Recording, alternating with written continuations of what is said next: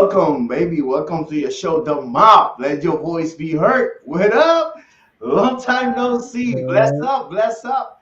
Hey, what's going on? What's going on? What's going down in your town? I It's good to really, be back. It's really good to be back. I really miss that. You know what I mean? I Yeah. really miss this coming together. And get together with the community, talk about the topics that are really concern us. This is what the mob is all about. If you have been following us, which you can go to our pages and all that, you already know.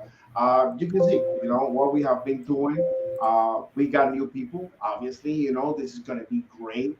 This year on this season on the mob, we have like a different format. No, we're going to start talking to the people who are making decisions and who are working in our community in order to look for that equality, to that justice, to that be working together. You know what I mean? How you guys doing? Deacon Jonathan, how you been?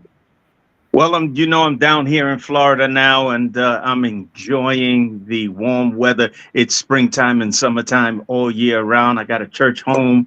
I'm doing pantry down here. I'm doing outreach, and I am excited about my new home that I am going to move into in March. I decree it and proclaim it. It was already prophesied over my life, so I'm That's moving right. in March. How about that? That's right. Yeah, that sounds good. That sounds good. Gen C, baby. Cesar. Cesar, how you doing? Cesar is in the house. hello, I'm doing good. Thank you for having me. Thank you for having me. All right. And nevertheless, Me. Hey, I'm back. I'm so excited. We've taken quite a bit of a break. I don't even remember the last time we did one of these live, but I'm really excited. I miss talking to the community and seeing what they got to hear about the topic. So I'm super excited. yeah, absolutely. I did want to let you guys know real quick before we get into our topic and before we get into it. We're right now streaming on our Roots Living Ministry Facebook platform. That page where we have information, about what's happening in the food pantry and social service and all those the support groups that we do, which sounds great because we're doing a lot, but it does get a little bit hectic on the page. So we created a page separate just for these podcasts. Starting next week, we'll be streaming on there. If you look into the comment section, there's going to be a post. It's going to be pinned. A comment under this video. It's pinned. It's the very first comment that you see. And the Roots Productions page, that is what we are calling ourselves, Roots Productions, is going to be tagged on there. Please go click it, follow it, like it. So you can get the notifications of when we're live and stay, active in what we're doing. I think that's it for news that I have. I'm a little rusty on. We get it. We get it going. We get it going. What is it that we are going? Okay, got you. Yeah, got you. Got you. Let's go, All baby. right. So I'm going to share a quick story that's going to introduce us to our topic that we got going on, and then I want to hear from you guys. We'll talk a little statistics and all that good stuff. Here's a story. Back in 2019 was when the incident occurred, but just a couple months ago, a California school district settled for $27 million for a bullying-related death. So the story goes, there was a 13-year-old boy who was unfortunately killed after being assaulted by two other teenagers in his school on school grounds. According to the family's lawyer, there was 2 years worth of reported bullying with this specific kid, this specific individual. They told it would be handled. Well, the Friday before the incident, the teen reported to the assistant principal that he was being physically assaulted by some of the students. The assistant principal told him it would be handled by the weekend and to come back to school on Monday. And unfortunately, on Monday was when those children, those other kids assaulted him. I think the video is pretty graphic, but I believe they, punched him. He hit his head on a pillar, which caused head injury. And then after hitting him a couple more times, he was pretty much dead after that. Originally, the students were charged with manslaughter, but after 45 days in detention, the students received 150 hours of community service. This obviously enraged their community and ended in what we now see, what is it, 4 years later, a $27 million settlement against the school district. So we're gonna we're gonna go and we're gonna get some of your feedback as to this issue, what's happening, and what you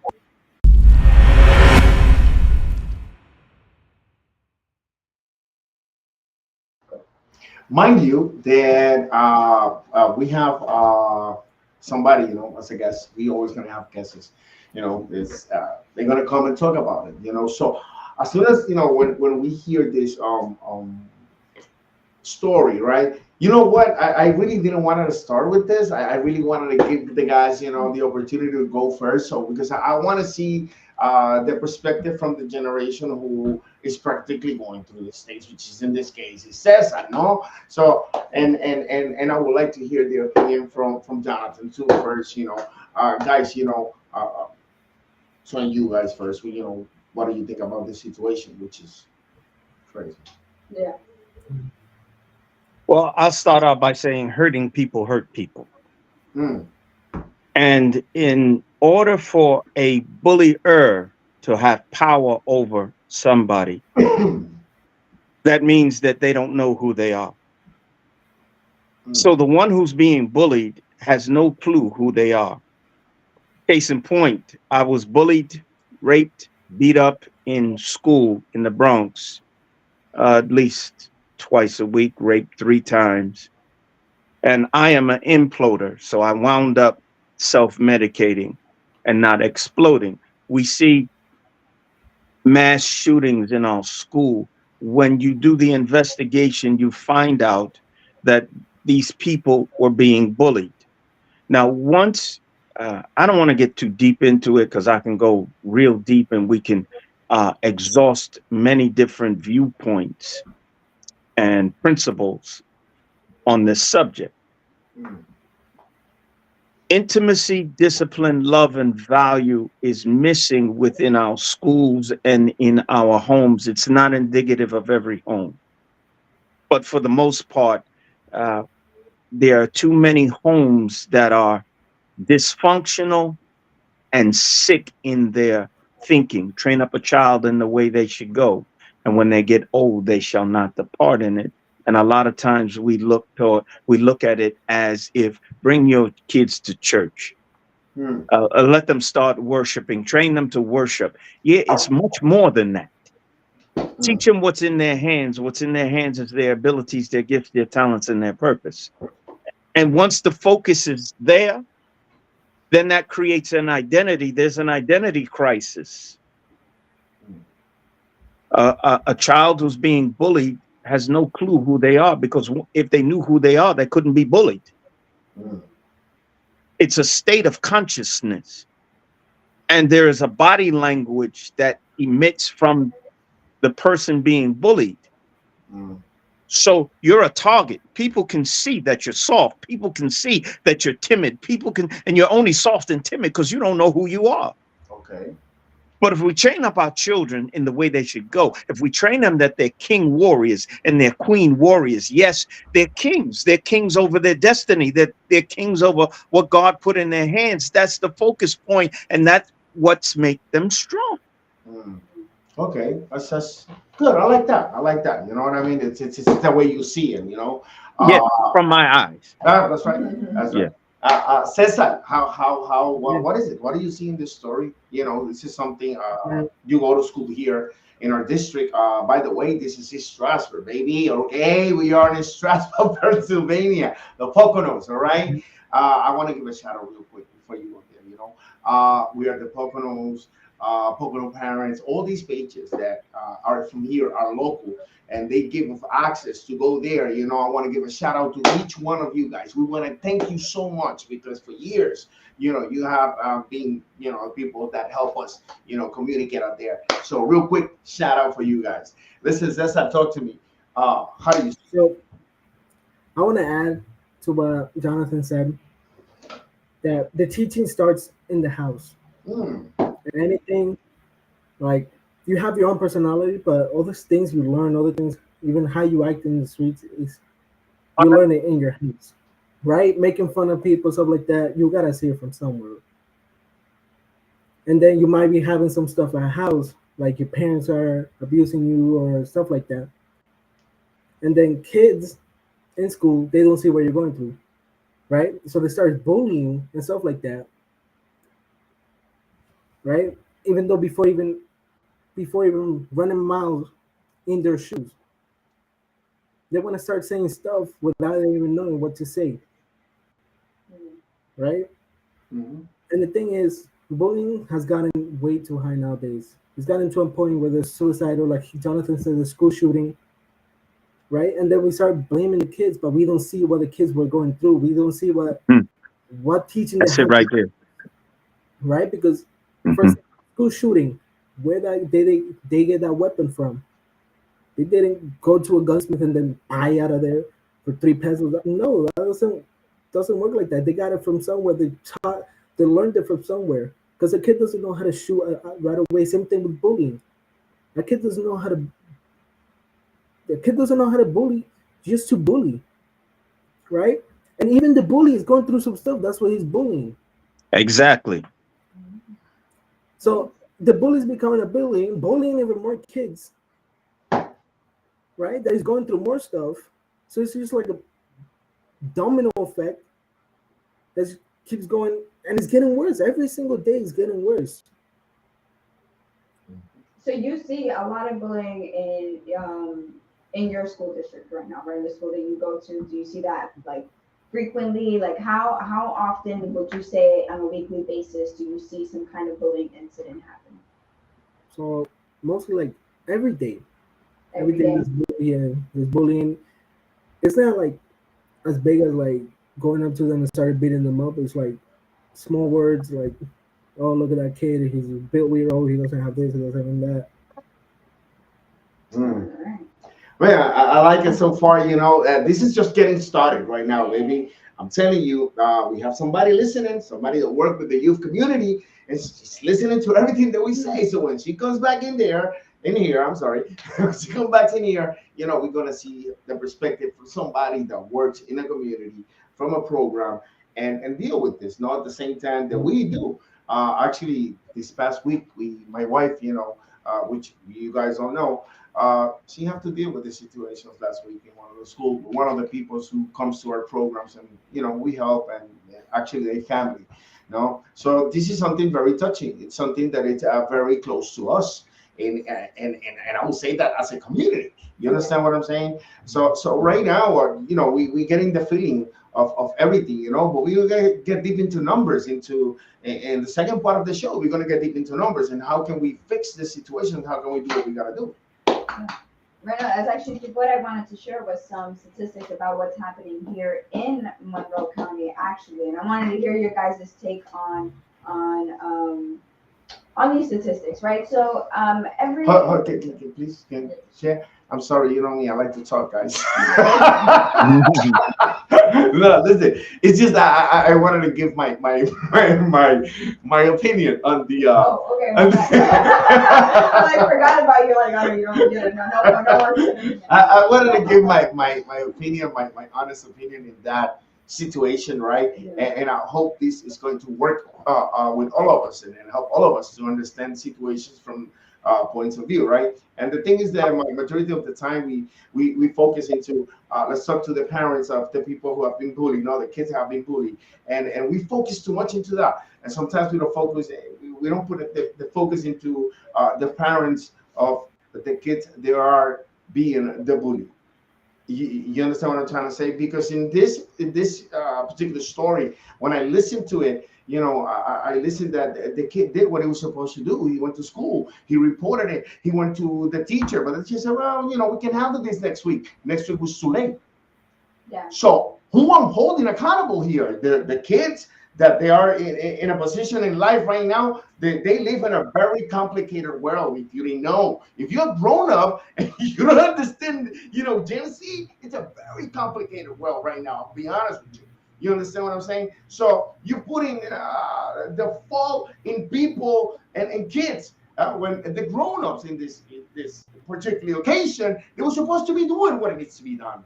You know, the parents of the kid, you know, who's been bullied. Well, let's go. You know, you hardly hear that part when you say, you know what, why are you bullying this guy? You know, it's kind of like, you know, the tough guy. No, that don't work like that. It's just my honest opinion. Maybe 5 years ago, 5 years ago, I was teaching martial arts in the Bronx at the for the sports and arts program, uh, school X83 in the Bronx. And as I pulled up to the school, I got out of the car and I saw a mother scolding her son. Hmm. And then I walked past them, and then the Holy Spirit, He gave me a special gift to discern broken kids and kids who are being bullied. So I turned around, I was obedient and turned around, and I spoke to the parent in a calm voice. I said, Miss, your son is being bullied. And the look on her face, she wanted to cry. I didn't know he was being bullied, but I knew there was no evidence. Then the security guard came to me afterwards and he said, man, how did you know that? He was cutting class and hiding in the library. Smart kid.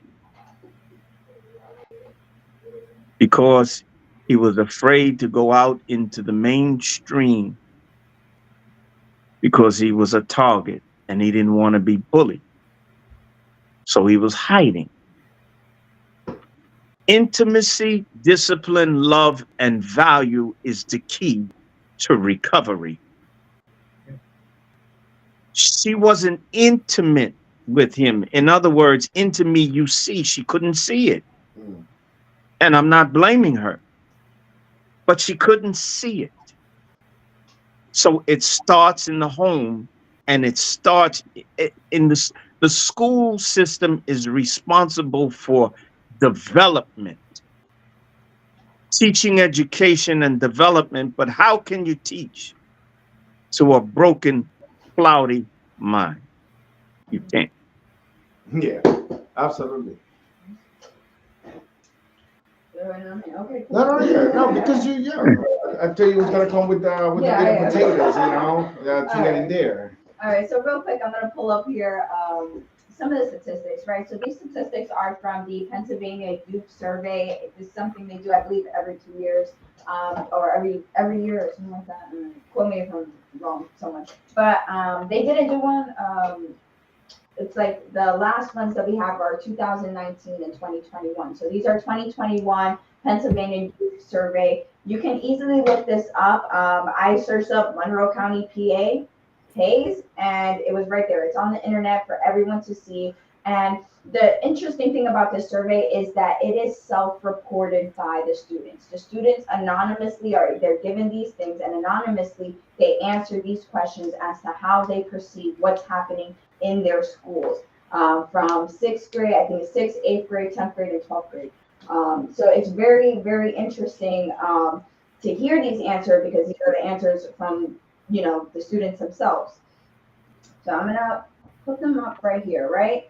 So let's go run through these statistics pretty quick, right? 20% of students in Monroe County, I believe, Monroe County said they have been bullied.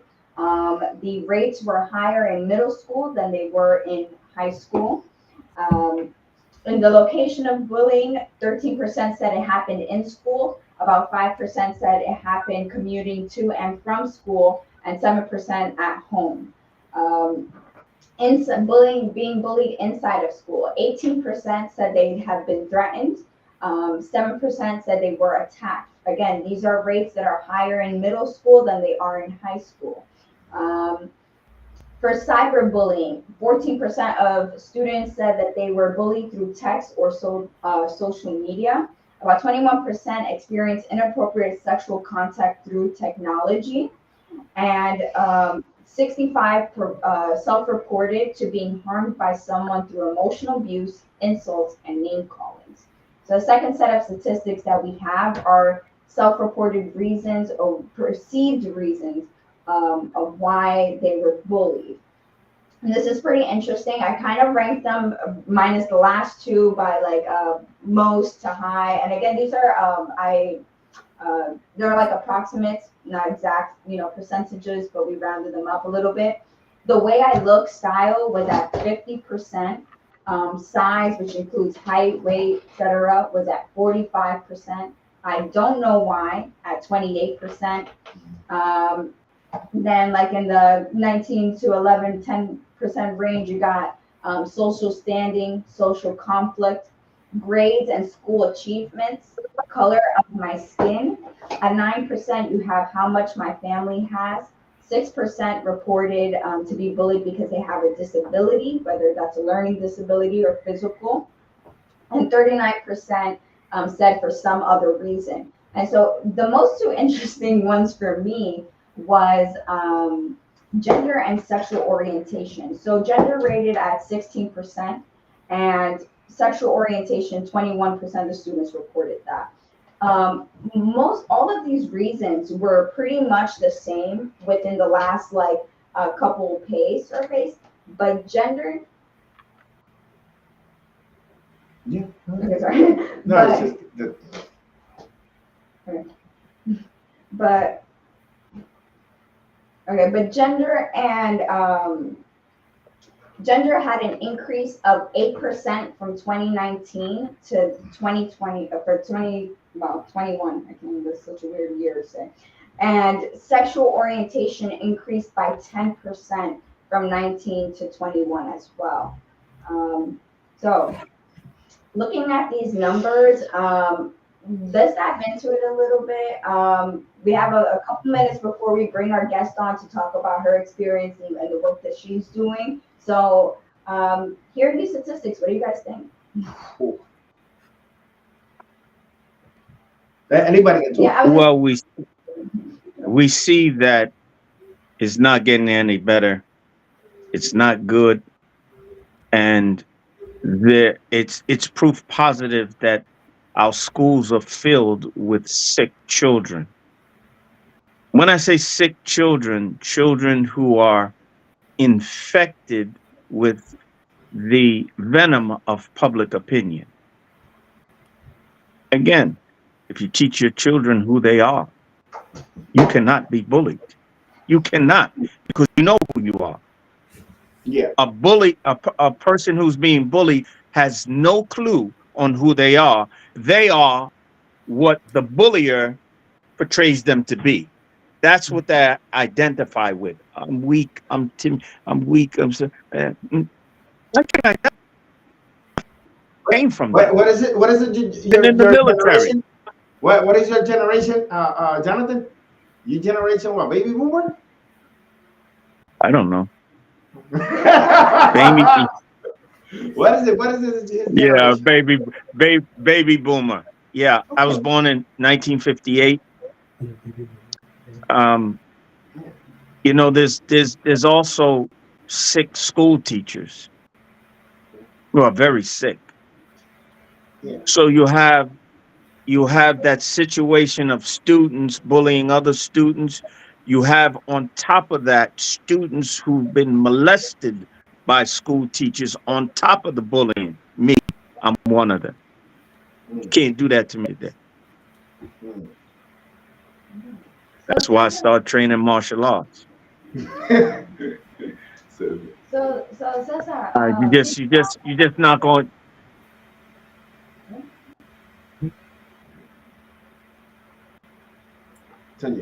Tatiana, are you stuck? I think.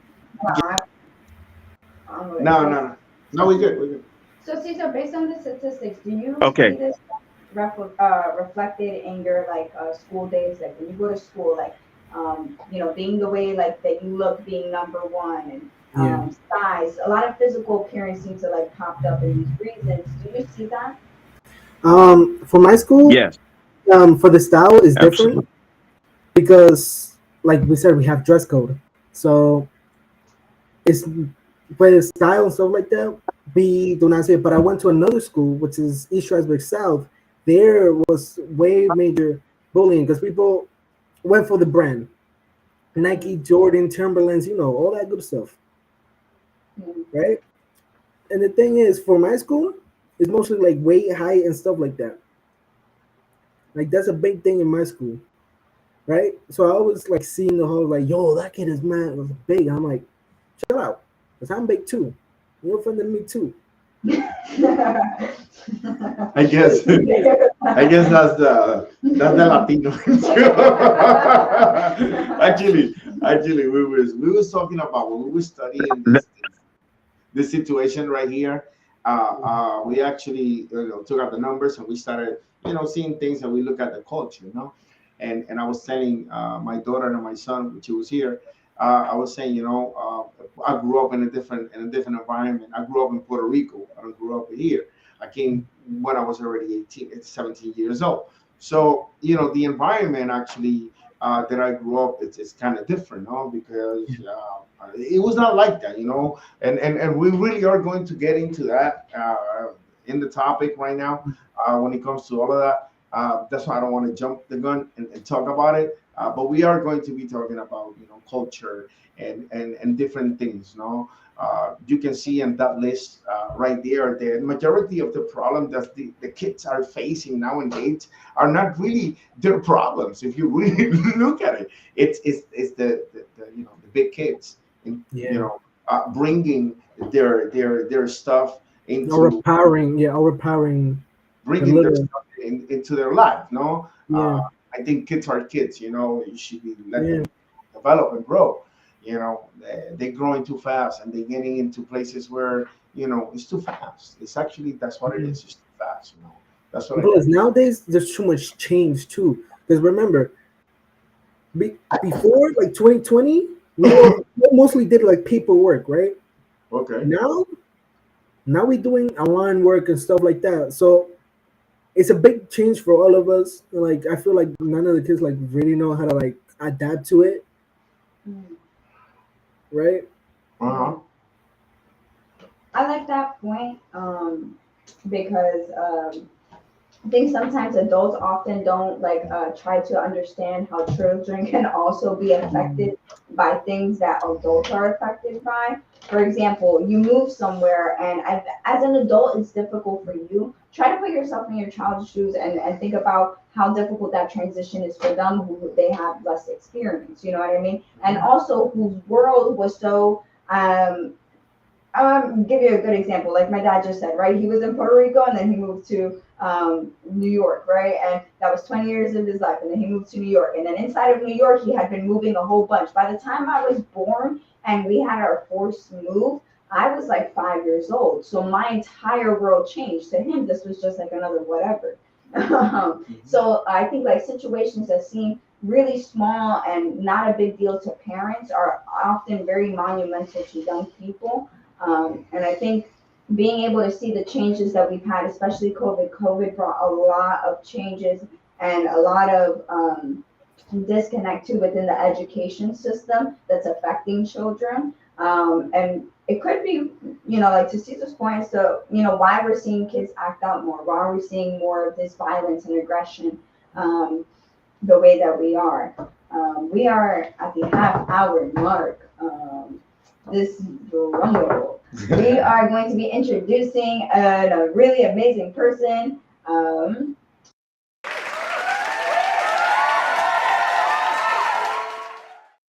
Okay. Yeah, wow.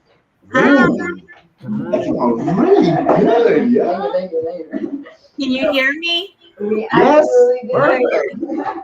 Thank you so much. When I popped in, I saw just the whole title, Has Bullying Gotten Worse? And I was so excited because this is something that's near and dear to my heart. Just like the gentleman that was here before, I don't see him on the screen now, but I was also bullied. So, anytime I have an opportunity to talk about it, I just want to promote as much awareness as possible. to something that is so prevalent in our community, and I don't think we're talking enough about it. So thank you. Elika, hold on. Before you get started, introduce yourself to people watching. Okay. So I am Elika Almeida, and I started Youth Infusion. I'm a co-founder back in 2009, and we have programming for at-risk youth. And basically, all our programming is to empower youth, to give them a voice and a platform to elevate their voices. We provide a space where they feel safe and they feel that they belong and their voices are heard. So anytime I have an opportunity to collaborate with amazing people doing the good work and the hard work in the community, I'm all for it. So thank you so much for inviting me to your podcast. Thank you. Thank you for coming. Yeah, it's. I know you have been listening so far, about everything that we have said. And actually, this is why you're here, because you are the person who runs a program that deal with, all of these situations, on what we call a daily basis. Right? This is what you do in the program. What do you, when you see a 7% of bullying in household? How do you take that? How do you feel? Yes, so what I have found very recently, we started working with the juvenile justice system and with the probation officers. And when we have the youth come in, they come in to complete their community hours, and we really try to not just focus on giving them, just anything to do. We really want it to be something that they leave here learning about and that they feel empowered, right? So they feel like they're being heard. So what I've seen is, is it getting worse? I feel like it is. It's just not being talked about, so it's going back to your PACE survey. I don't know if you know this, and I think you do. It is not mandatory in the schools. So the schools can opt out of taking the PACE survey. Some school districts and schools, they are all for it. They tell parents about it. And then usually if there's a reaction in the negative and parents don't want it, then the school does not participate, right? So it just depends on which school district you're in. I've noticed that, after also looking into the PACE for some statistics on mental health, that a lot of the schools that we work with are not participating. So that was kind of a little letdown. So I don't know the reason, like the bigger reason. It may be that some parents just don't,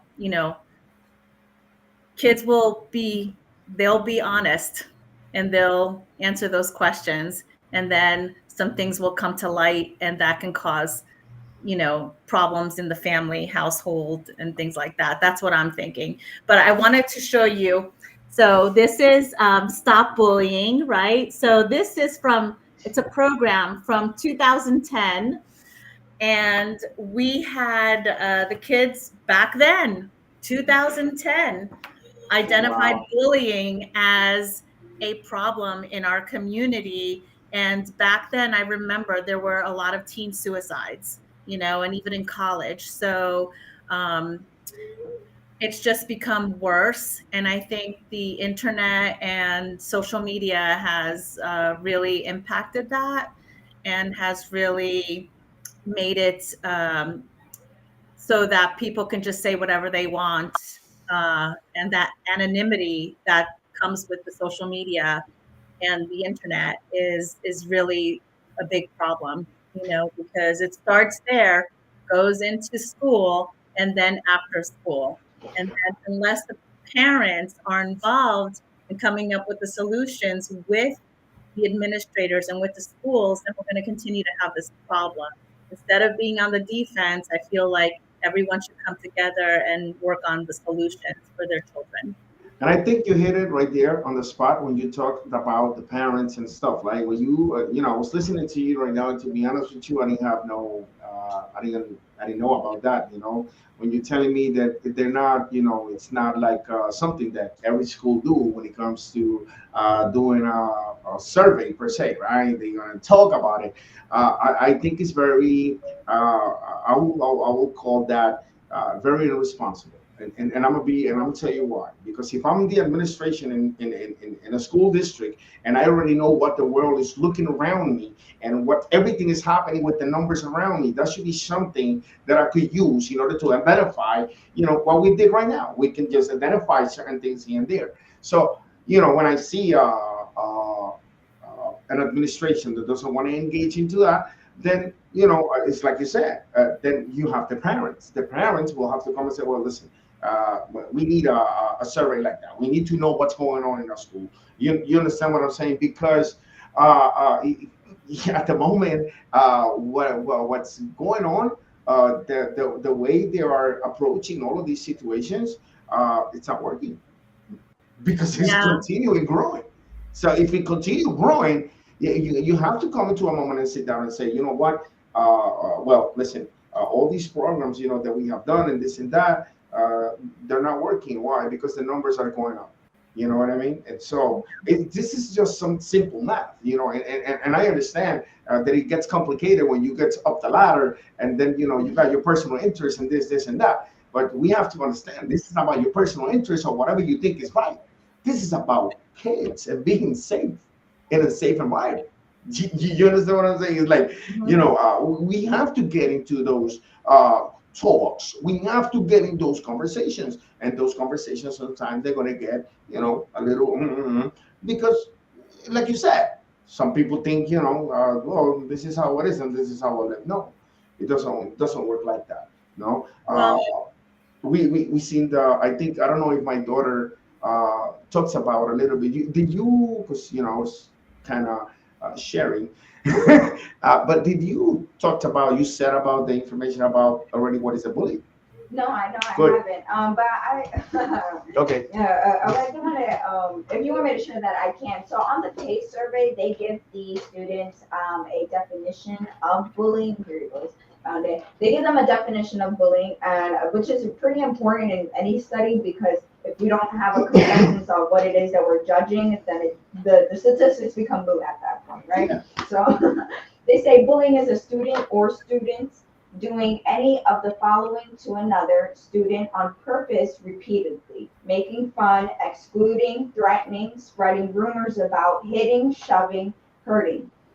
It is not bullying if two students argue or fight with each other, or friends tease each other. And I want to just finish. I wanted her to read that because I didn't know how to say it all of it. But it's amazing, that information and what it means and what really is.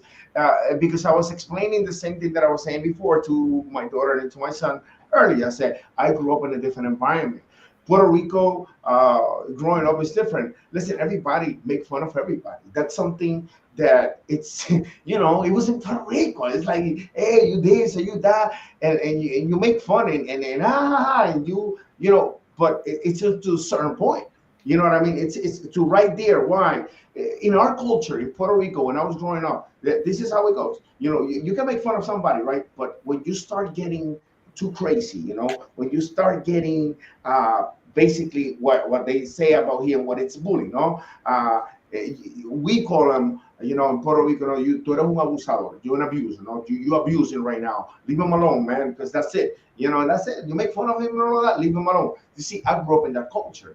You see, if somebody was getting bullied, somebody else was gonna come and want to say, stop it, my man, stop already, because that's it. You make fun of him, that's it. If you want to continue to make fun of him, me and you, we're gonna fight. And every Puerto Rican out there that knows me knows that this is how I grew up in Puerto Rico. Now, bullying right now, that's another level. Now you got 10 kids punching and kicking one kid because you don't know what. It's out of control. So I wanted to ask Elika, I wanted to ask you a question, right? You said that it has gotten worse, right? And all of us here have experience with bullying within a moment, right? Because I went to school and I experienced it then. He was a kid at one point, so it's in this moment, and he's experiencing it because he's, in school now. You, on the other hand, have gotten now like 10 years of actively working with these schools and youth in this issue. So in what way did you mean worse? Well, I mean, I kind of grew up without the internet. I kind of grew up without social media, Me too. without the cell phones. When that was, I can definitely relate to coming from, that culture where, we were more outside. We were socializing. We were connecting to the community, and people were more open, and really, if there was an issue, they were kind of telling each other like, oh, your kid did this, your kid did that, and people were coming up with solutions, and they were and youth were being disciplined, for lack of a better term.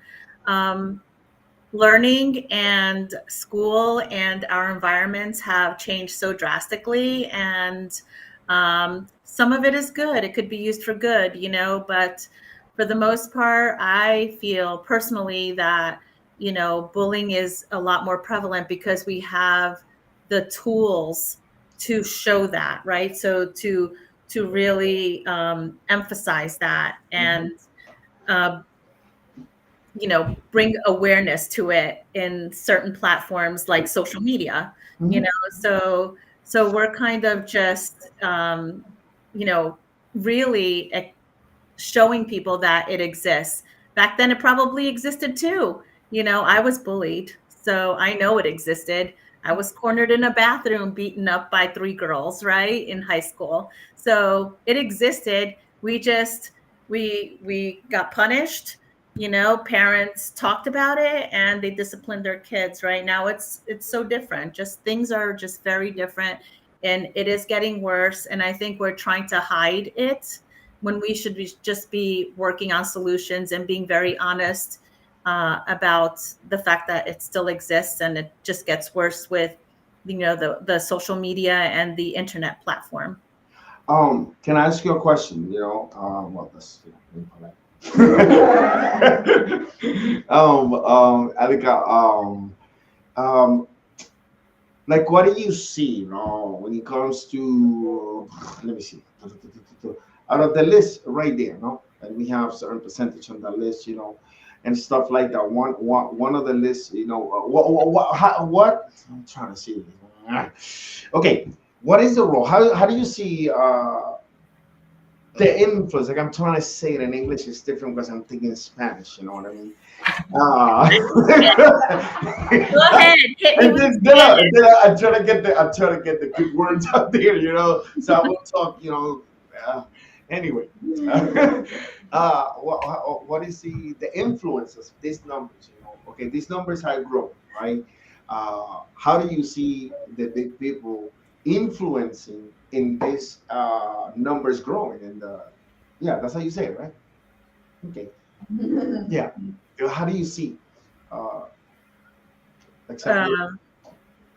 Okay, I think I know what you're trying to ask. You need to. So I'm going to share something. So when part of the reason I started this organization back in 2009 was because I was traveling from the city. I was a commuter, and I'm specifically talking about Monroe County right now. There are a lot of commuters, a lot of parents that work in the city. They come home, and one of the things I kept saying was like, there's nothing for my kids to do. There's nothing for my kids to do. So kids are bored. They need things to do, not to get into trouble. So I feel like that is something that could be a factor in the increase. And parents need to be more engaged. I just feel that parents need to be more engaged in a positive way, and supporting their children in activities that are school related, and just being more active. But sometimes it's hard for parents. It's really hard. They can't really rely on the schools to take care of their kids. That comes from the home, and parents need to take care of their kids and teach them, the morals and ethics and things like that. And then the teachers are there to teach their children, but not really, there's what I see now is a lot of teacher burnout. A lot of teachers are quitting their jobs because of behavioral issues. They can't deal with it. They don't feel like they're being compensated, for the pressures and stress that come with, working with children with mental health issues that should, be addressed, and they don't have the resources. So we go into the school as a resource to help the teacher and help the schools, and with our programming, and we do it after school as well. So what I'm hoping is that we have more conversations, because I don't think we're having enough conversations. And I think the schools are just not opening their doors to the many wonderful organizations and resources that are out there trying to help. So I actually wanted to talk a little bit about the administration, right? The school administration, because of course a parent's job is to parent their child, but for 8 hours a day, we hand over our children to, this administration in hopes that, they're going to be in a safe environment and that they'll be learning and developing. And then it becomes the responsibility of that staff to make sure that our children are safe. Unfortunately, with the statistics and, from experiences that you guys are sharing, that is not happening. It's just not the safest environment. And from Elika, what you just said, not for the teachers and not for the students.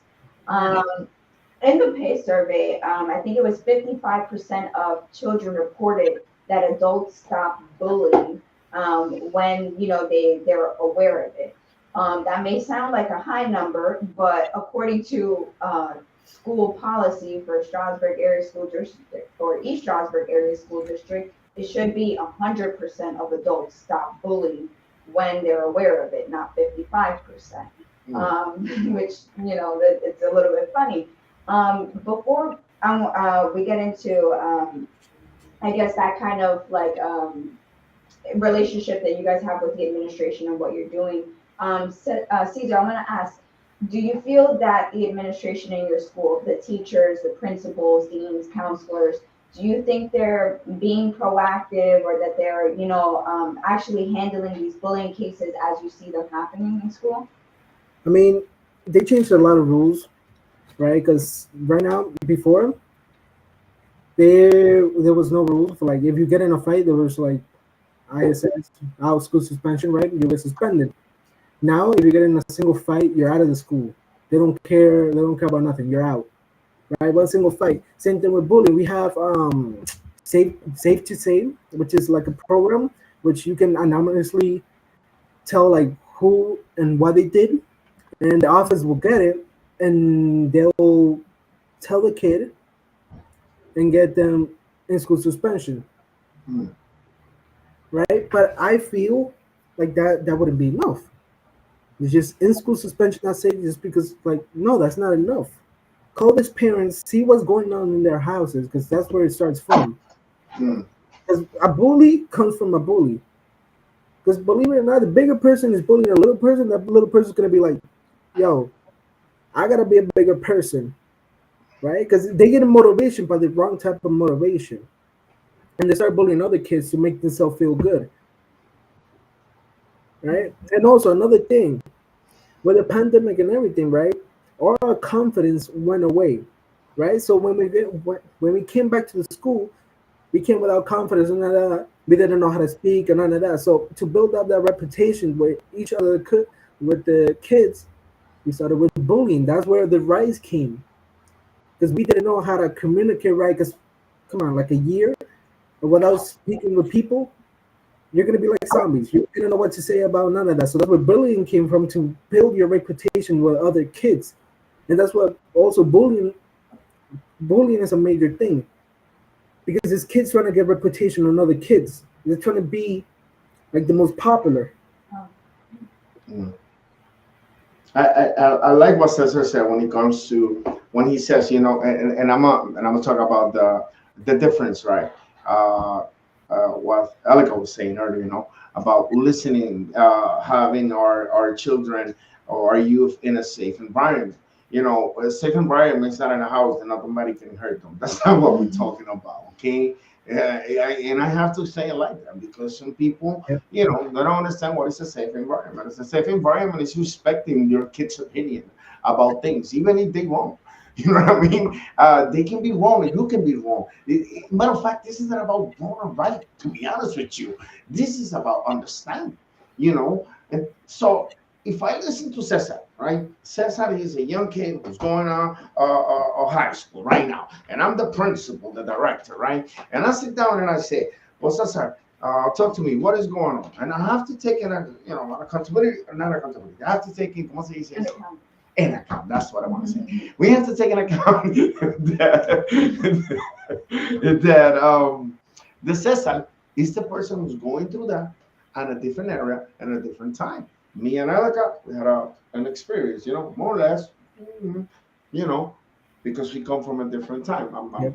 I'm older than you, but it's all right. I look young. You don't know that. Are you going to ask me my age? No. I know better than that. I don't do that. I don't ask nobody my age. but what I'm saying is, me as a person, as a grown person, this is what the majority of the people my age will do. No, okay, they will listen to you, but at the end, you know what? They're going to give you the medicine that they think you should be going. And the medicine that I think you should be taking because I did this and I know how to do it. Well, I got news for you. Your time, it was not the same time. And this is one of the disconnections that we have seen in our communities and to families and everything else. You know, I want to continue to tell my kids to do things that I did 30 years ago. No, the world is different. Just like I said, you know, with social media, technology, this and that, there's a lot of things that change. If me as a director, as an organization, wherever I'm at, if I'm not that person, that director that is willing to rely in the hands and the people that he got next to it so he can see better things, this thing's not going to work. It's going to become, a tyrant, no? It's whatever I said, the way I say it, and that's how it works. In order for me to work, I will have to listen to him. You know, if he's saying, well, they suspend the kid, and he said, it's not enough. I really want to talk to their parents and to their kids. Me, as a director, I can say, well, you're not going to come over here and tell me what to say and what to do. This is how we do things, you know, nena, quédate tranquilito, stay right there, you know, don't do anything. You know, I know what to do. That's the attitude that we get most of the time. Not every time, but most of the time. But if that attitude changes and says, you know what? What's wrong?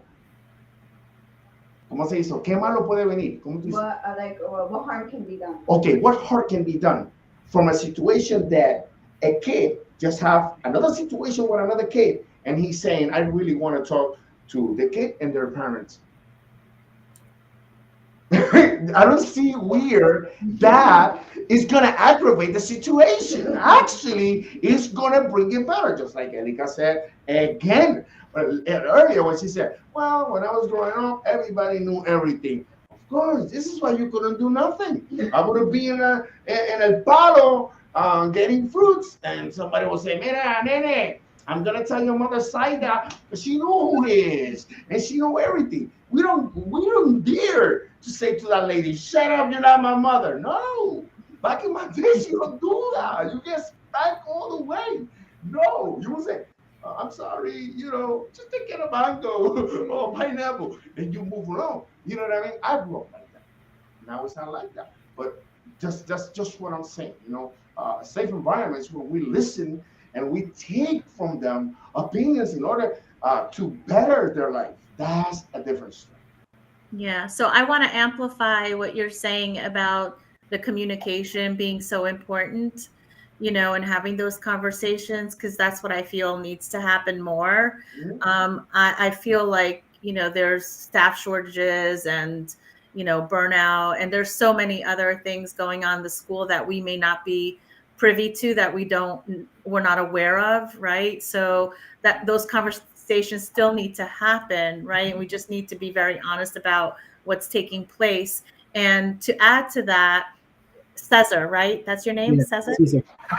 Caesar. Okay. So when I'd like to ask you, okay, because I know that in Pennsylvania there was lots of funding to really support the mental health, Yeah. and lots of funding was given to schools.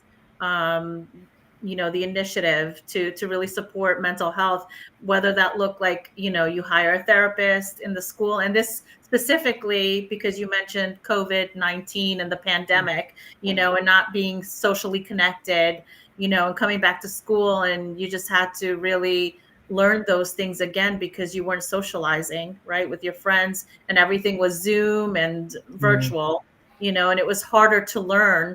So a lot of, and kids missed out on things in school, milestones, like graduation ceremonies. And this was for 2 years. So my question to you is, do you feel like comfortable, if you were in a situation where you were bullied, to go to your guidance counselor to be able to then help you navigate that conversation with your family and the family of, the person who's bullying you, if you know who that person is? Yeah. Do you feel comfortable? And how many counselors do you have in your school? And did you notice, any additional counselors or therapists coming on board and staff to help? So the thing is, if I was a kid getting bullied, I would be scared to tell anybody, because I would be scared that that same person is gonna pull them out, tell my name, or snitch on me, and then make a bigger problem. And then their friends, the kid might get suspended, bully might get suspended, but it's other friends. Oh, yo, this kid beat him up, right? It's like he got me in trouble, and now I'm inside. So they gonna get even more mad. It's gonna put more fire into the campfire, making a bigger fight. That's why I love safe to say, because that's to say, right? It's anonymous. Nobody knows. But even that is scary to the people that get bullied, right? Because let's say like one bully is only bullying one person, right? If that bully gets in trouble, they cannot know who they are because they're only bullying that one person, right? And in my school, there's like 3 counselors, but I go to also MCTI, which is like an institute, and there's one counselor there. The counselors are really good, but it's also the counselor, they react too big, right? So let's say I tell him, yo, he's bullying me. He brings a kid in with me, and he brings the bullying. What is I'm gonna be terrified because the kid that bullies me, that wants to beat me, is there with me. So he knows all the information. He knows that I snitched on him. So now he's gonna go tell his buddies to beat me up. That's so disturbing to really know. I know that that's the reality of the situation, but that's why the parents should be called in, from both sides, and then that should be taken care of that way. I mean, I'm no therapist or a counselor, but I see, if everyone just starts having the conversation and tries to come up with the solutions, what's the alternative? You're going to continue to be bullied, right? Yeah, you don't snitch, you don't say anything, and you just keep quiet. It's traumatic, and then you're an adult and you don't know how to function in the real world because you have all these traumas, and you're trying to fix yourself, and you go through years of therapy as an adult trying to fix those issues, thinking you were, there was something wrong with you. So that needs to be stopped. There needs to be an interruption in that pattern, or else we're going on a hamster wheel, we just don't stop the pattern of behavior. And I want to add to that. I also want to add to that, because if the counselor, let's say the counselor calls the bully, right? How do you think the parents are going to act? Right? The parents might bully them even more, bully the bully even more. right? Like start screaming at them, fighting at them, right? And now let's call the kids that is getting bullied. The parents are gonna bully them, saying, "Oh, you're not strong enough. Oh, you don't got confidence. You can beat them up and stuff like that." So this is really hard to like speak to the parents and the kids to bring all of them together without an outcome coming, like a fight or anything. So Yeah, it's gonna be so hard. that's why it's important for young people to raise their voices and promote awareness to these topics, especially if it's affecting them, right? So this could be like, interviewing different specialists, doing the research, doing something that's productive to bring awareness to something they're going through, and that's so empowering because then you have the tools you need to be able to deal with this situation and to confront your bully, because you have that education, you have the resources, and you have the support to be able to confront your bully. Because I know I'm a mama bear. So if somebody was like, oh, my daughter came to me and said, I'm being bullied, I'd be like, that's my first reaction. But then I have to tone it down and really think about the best approach, and I think as parents, we're all papa bears and mama bears, right? Yeah, and we want to defend our kids. So we're always on the defense, trying to defend our kids. And we're not thinking logically, how do we make a bigger impact and start having these conversations so that we can stop that pattern of bullying, and that our kids are not constantly getting in trouble and constantly being suspended. That's not a lesson. They don't learn that lesson. They Not at all. Not they at all. just become used to it. They're No, like, that oh, just I'm in helped the trouble again. administration. That just helped the administration to But put the problems here and there. No, actually, what you just said right now and what he said right now, we could go back to the numbers. Because in this kind of case, when we're talking, the mob is about numbers and reality and facts. The social, what is it? Social, you told me earlier. Social conflict. Social conflict. The social conflict and. I think it was the sexuality and social conflict are the two main ones that have grown. There's gender and sexual. Okay, gender and sexual orientation, and the social conflict too was pretty big too. No, That's because people don't understand it enough.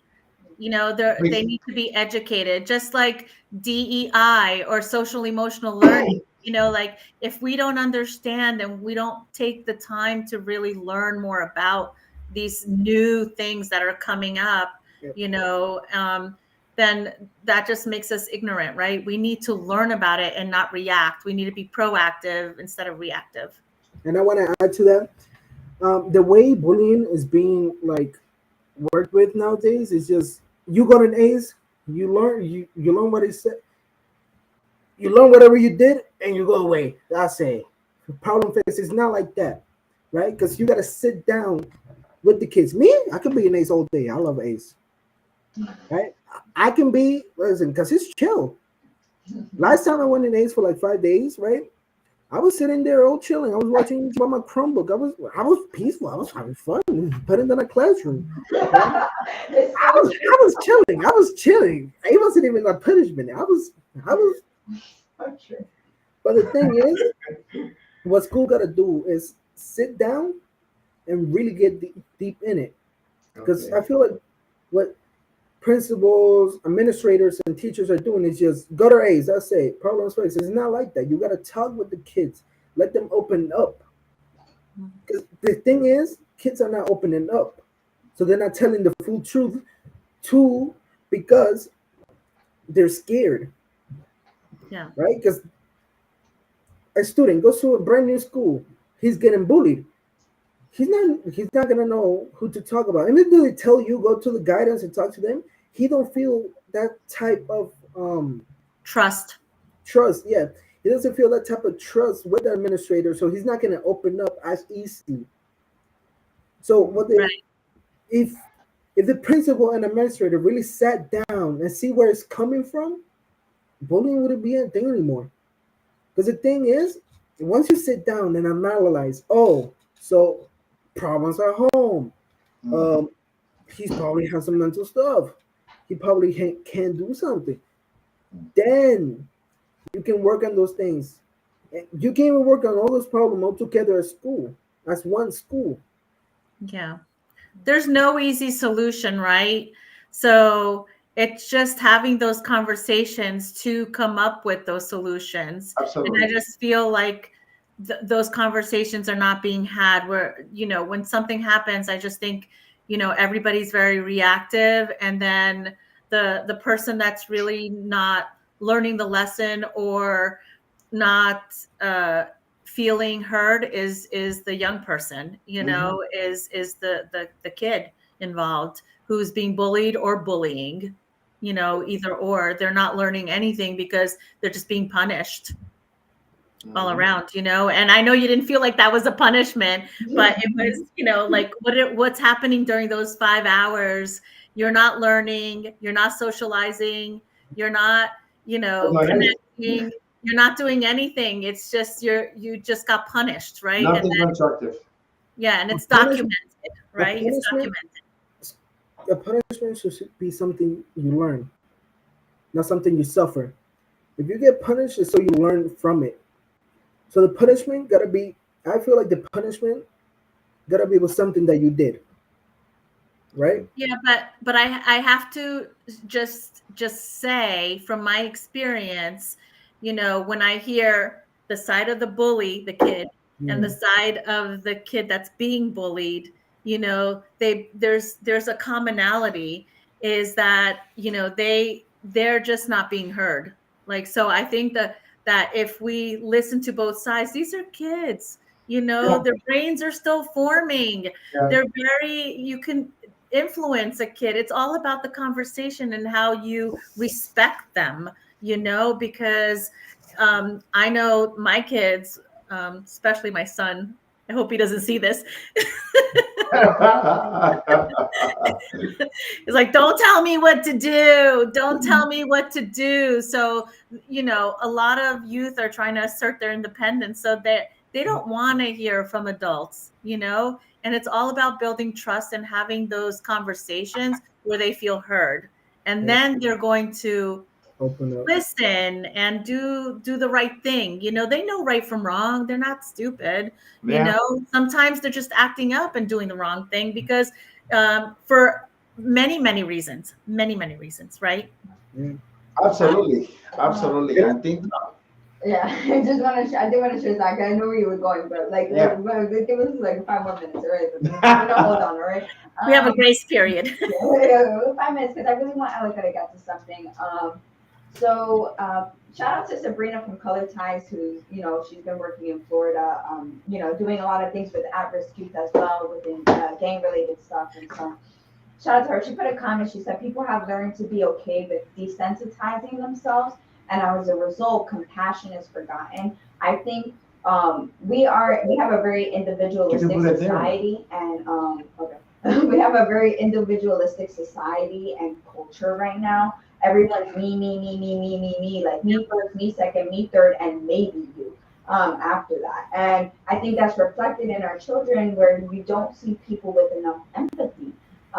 In not having empathy makes it easier to be cruel to other people and to also kind of take everything that happens to you, internalize it, and then kind of project that pain onto other people. That's essentially what bullying is, right? Hurt people, hurt people. How does that process happen? Is they feel a lot of pain, they internalize it, and then they project it onto others so they don't have to deal with it. And I think being that there's this social cultural issue, I do think at times policies, law, and institutions or systems, however you want to call it, can't always fix those things. Mhm. And as you guys are pointing out, it's on the parents. It's on the parents. Look, I want you, before we head out of here, can you share some of the programs that you guys are doing at Youth Infusion that's helping to build those character and values inside of the youth nowadays? Yeah, so I'll share. We have several programs for different age groups, but our program that I feel is going to make the biggest impact is our Youth Leadership Advisory Board program, because the whole premise, it is a leadership program, and they're learning leadership skills, 21st century skills, communication skills, socializing skills, and they're learning community service, and we're connecting them to the community. But the biggest thing is the mental health, right? So understanding the mental health, and bullying is part of that. What happens, there's a lot that is there that we're not tapping into the reason and the root cause of the bullying, right? Mm-hmm. So if we take the time to really focus on, the Youth Leadership Advisory Board, implementing it in, teaching and training students on teen mental health first aid, and doing those types of things, and the schools are receptive and open to it, then we're going to be a huge resource in the schools to help them. And there's other programs, but we are non-competitive. We don't rely on a GPA, grade point average for a student to be able to qualify. This is inclusive program, and we're so proud of it because it is really going to be a game changer. And we are collaborating with many organizations that are doing the great work you guys are doing, and it's only going to just be bigger and bigger, and it's going to make an impact on things like bullying, in youth. Yeah, definitely. I think, like you said, no, we are going to these things. We're gonna try to come and not change. Because to be honest with you, if we think we are going to solve every problem in the world, we'd be lying to ourselves. Yeah, and it takes a village. It takes a village. It takes. That's right. It's not just one solution, one organization. It takes collaboration, and it takes a village to be able to move the needle and make significant impact. Absolutely. And at the same time, I really want to look, just saying it takes a village. I want to give thanks to people like the Wesleyan Church. They give us the opportunity to do groups, NAMI, mental health groups. We have people, there are facilitators, they are all being trained, and all these opportunities right there are for us to share with our fellow people like you, who's working in the same field. I'm a CFRS, which is a counselor recovery specialist. Have to do with disorder and substance and all that. You are talking to people who are prepared to deal with this situation, and we have been preparing all this time for this, and this is the time to go out there, put boots on the ground, and start working. It's that simple. I want to thank people like the Presbyterian Church, Pastor Nikki. They provide another place for us so we can go and do another group, which is Everyone Recovers. All of these things are put in play now. This year it's like you say, I don't know, it's just happened. So boom, we have the opportunity, we have the people, we got the help, we got the resources. Now we need everybody out there that is looking to this program, listening to this, to help us in this. This is not something that it's 2 or 3 people are going. I'm going through this. No. You got kids, you're going through all of this. This is not something that can say, well, my kids never go through that. Believe me, and the era that we are right now, with the numbers that we just gave you, this is not something that we figured out of nowhere. No, you got to look for your information. Start looking in your community for the information. What is it? Who do this? Who do that? How can we help? How can we go out there and help our community to be, like you said, to be a village that is raising everybody and we're doing what we need to be done. Not killing each other or kind of stuff, throwing it, and going into that direction. I think this is the time. It's a great opportunity.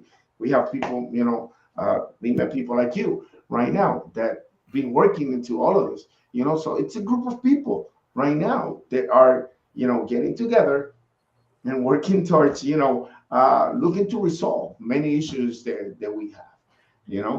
So I really want to thank all these people that really help us, day in, day out. I want to say, if you want to know more about Elika and Youth Infusion, the link to their website is in the description. I'm sure on her website you're going to find all the goods on the programs, about Elika, about ways to support. Elika, if there's anything you want to share about Youth Infusion.